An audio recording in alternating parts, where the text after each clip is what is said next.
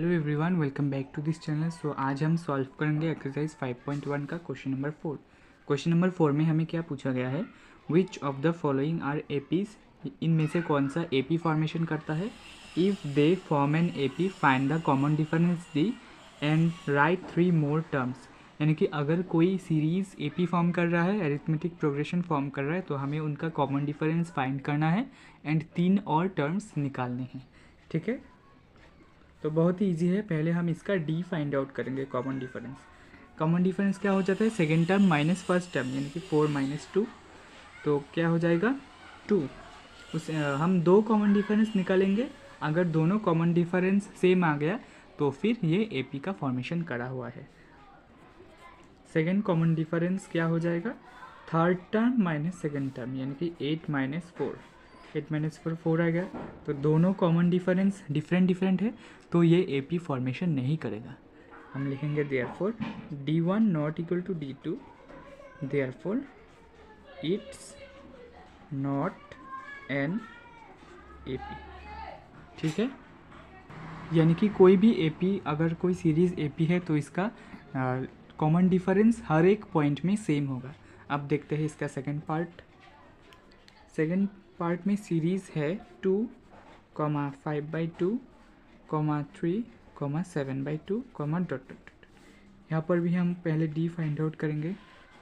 D क्या हो जाएगा, second term minus first term, क्योंकि 5/2 माइनस 2, 2 के नीचे 1 है, तो 2 और 1 का एलसीएम हो जाएगा 2, और 2 को 2 से डिवाइड करेंगे तो 1 आएगा, उस 1 को न्यूमरेटर से मल्टीप्लाई करेंगे तो 5 आएगा।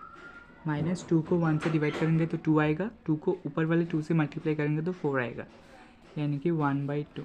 डी आ गया 1/2 D1। अब D2 फाइंड आउट करेंगे, जो कि third term minus second term होगा, यानी कि 3 माइनस 5/2।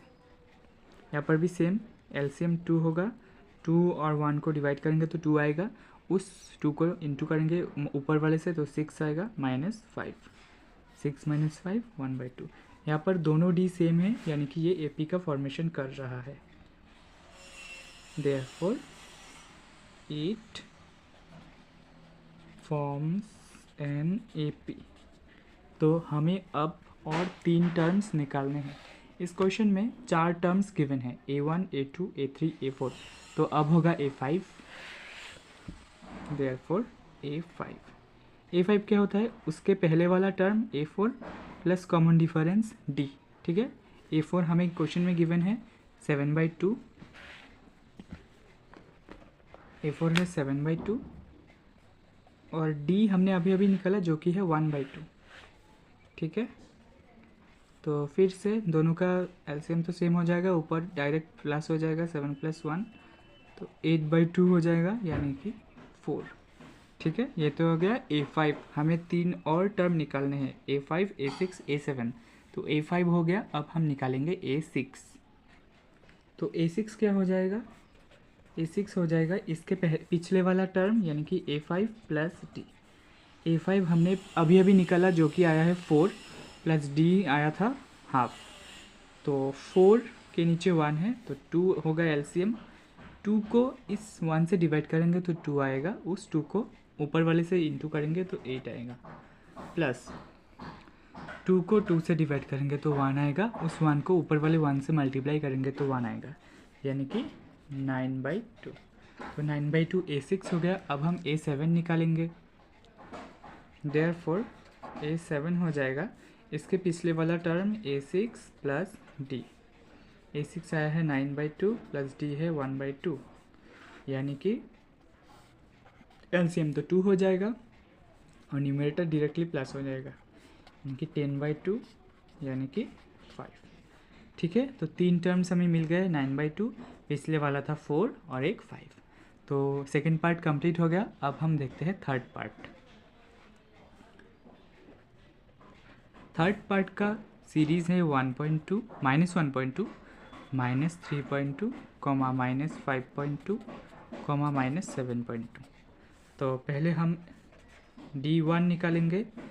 D1 क्या हो जाएगा, second term minus first term, यानी कि -3.2 माइनस ऑफ 1.2। तो -3.2 माइनस माइनस मिलकर प्लस हो जाएगा 1.2। अब माइनस और प्लस मिलकर माइनस हो जाएगा, तो हम माइनस कर लेते हैं। 2 से 2 गए 0, 3 से 1 गए 2 और पॉइंट इनकी 2 आएगा और बड़े नंबर के आगे माइनस है तो यहाँ पर माइनस हो जाएगा। अब हम D2 निकालेंगे। D2 होगा third term minus second term, इनकी -5.2 माइनस ऑफ -3.2। ठीक है, सो -5.2 माइनस और माइनस मिलकर प्लस हो जाएगा 3.2, माइनस प्लस का माइनस, यानी कि माइनस करेंगे 5.2 से 3.2। 2 से 2 गया 0, 5 से 3 गया 2, यानी कि 2 आएगा और बड़े नंबर के आगे माइनस है तो ये माइनस। तो देयरफॉर D1 और D2 बराबर है, तो ये एक AP का फॉर्मेशन कर रहा है। It forms an AP। ठीक है, तो अब हम और 3 टर्म निकालेंगे। क्वेश्चन में 4 टर्म्स था, A1, A2, A3, A4, अब होगा A5। देयरफॉर A5 क्या होगा, इसके पिछले वाला term A4 plus D। A4 question में था -7.2 और D आया है -2।